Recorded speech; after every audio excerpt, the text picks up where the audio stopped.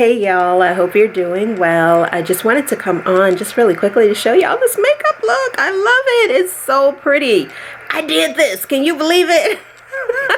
I'm not even talented like that with makeup, but I wanted to play with some of the black makeup brands that I have purchased and try different looks, try color, and I love the results of it. My daughter suggested this color on the inner color on the inner corner, and I think it just sets this look off so beautifully. So if you'd like to see a tutorial on this look, let me know. I know that some of you have asked for me to share like some of my skincare and like some of the makeup looks I've done in past videos, so I will do that. But this month I really wanted to focus on black owned brands. So this is one of the looks. If you like it, let me know and I will record a tutorial. Hope you guys are having a great day. Let me know your thoughts.